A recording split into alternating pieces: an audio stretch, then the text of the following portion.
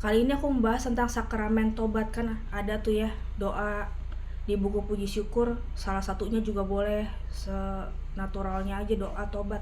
Dari Bapa dan Putra dan Roh Kudus, amin. Allah yang Maha Rahim, aku menyesal atas dosa-dosaku. Aku sungguh patut Engkau hukum, terutama karena aku telah tidak setia pada Engkau yang Maha Pengasih dan Maha Baik bagiku. Aku benci akan segala dosaku dan berjanji dengan pertolongan rahmat-Mu hendak memperbaiki hidupku dan tidak berbuat dosa lagi. Allah yang Maha Murah, ampuni aku orang berdosa, amin. Dan Allah berdosa. Syarat dari sakramen tobat adalah penyesalan dan tobat. Jadi bukan hanya di permukaan, misalnya mengaku menyesal terhadap dosanya, dalam batinnya juga perlu gitu, bukan hanya mengaku dengan mulut pikiran. Jadi batinnya, hatinya juga turut bertobat, menyesal terhadap dosa-dosanya itu. Boleh juga doa syukur atas pengampunan setelah udah keluar dari ruang pengakuan dosa, kan bilang terima kasih tuh ya, diberikan penitensi yang berguna. Oh, itu doa tobat syukur atas pengampunan.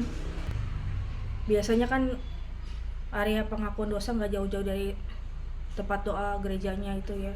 Bisa juga sambil berlutut juga boleh untuk satu dosa yang sama berapa kali gitu. Kalau gerakan hatinya temanku yang dia eksorsis, dia pendoa juga, pernah bilang misalnya dosa menyontek, terus ngaku dosa terus sampai lega deh tuh katanya.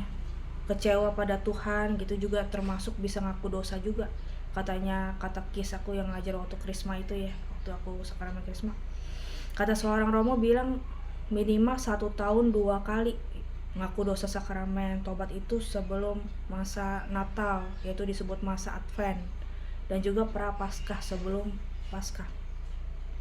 Aku sendiri juga udah berusaha buat renungan original gitu ya, dosa-dosa selain diselesaikan dengan sakramen tobat untuk pulih dengan Tuhan, hubungan imannya juga dengan Tuhan ya. Novena Saint Paul Miki, novena Saint Bakita Dewanda itu juga sehari-hari ritual berdoanya selain pantang puasa juga ya. Kadang-kadang misalnya kan udah berusaha tuh ngalahin dosa ini dengan pantang puasa, nggak hanya dengan satu jurus maka penuh aja, ternyata bisa juga buat renungan sesuai topik itu.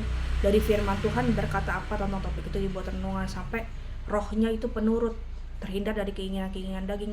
Kalau semakin mendekatkan diri hidup dalam roh, rajin baca kitab sedikit gitu, nggak harus ngandelin semuanya di topik ensiklik. Kan sebenarnya ada juga topik dari sumber terpercaya juga tentang bermati raga, contohnya dokumentasi dari salah satu yang terpercaya. Dia kan bisa pertapa, udah melakukan pertapa keras tuh, Beato Angelus dari Gualdo Tarino ya. Rata-rata sehari-harinya juga dia tahu tuh topik bermati raga. Saint Benedictus pernah bermati raga 3 tahun hanya memakan eat root crops. Itu berapa lama gitu dia.